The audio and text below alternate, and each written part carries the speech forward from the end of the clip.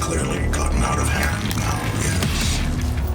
But it was worth the risk, I assure you.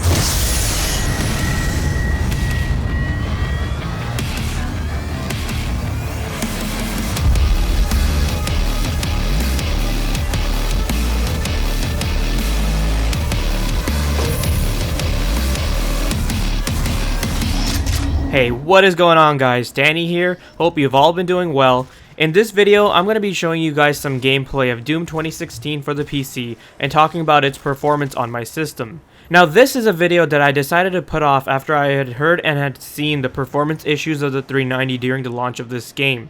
So I decided that I'd wait until they would resolve the issues, but just ended up putting it off for too long as I got occupied with other things. Nonetheless, the video is finally here, and spoiler alert, the issues have been resolved and the game runs very well. But before I talk about that, I'm going to give you guys a quick rundown of my PC specs and the settings I used. So my PC has an Intel Core i5-6600K, which has been overclocked to 4.6 GHz, paired with 8 GB of DDR4 memory clocked at 2800 MHz. For our graphics card, we have an MSI Radeon R9 390 running at a graphics core clock of 1060 MHz and 1525 MHz to the VRAM. Moving on to the settings that I've configured, I'm running this game at full HD resolution, 1920 by 1080 with pretty much all the settings set at ultra with the exception of motion blur. I have the anti-aliasing quality set at FX8ATX1. Another important thing that I want to mention was that the current drivers I am using are the Crimson 16.6.1. So with this graphics configuration, the game runs very smoothly and yields a high average frame rate. Out in the open, in areas where there aren't any enemies on screen, the average frame rate is around 120 FPS. When jumping into an area with enemies and action, the average frame rate will decrease into the mid-90s and low 100s, with it occasionally dipping into the 80s when there are explosions, blood, particles, and other effects. So I thought that was quite impressive, and also a huge improvement over the reported performance at launch. With the game looking so visually good, from the textures to the lighting effects, I was expecting the performance to be lower.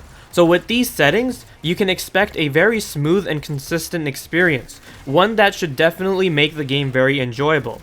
So those of you with high refresh rate monitors will definitely be pleased to see this kind of performance coming from this setup. This game isn't running on any of the DirectX APIs, but is instead running on OpenGL 4.3 and will later have support for Vulkan, which is supposed to further help improve performance. Alright, so I know some of you guys might be curious about how the performance will be when using Nightmare quality settings. So after going back to the settings menu and changing whichever settings offered the Nightmare option, I noticed the frame rate did take a considerable hit, but nothing too concerning. In fact, with the Nightmare settings enabled, I'm still well above that 60 FPS mark. So even with the higher quality visuals, the experience here is phenomenal, and the game is running buttery smooth.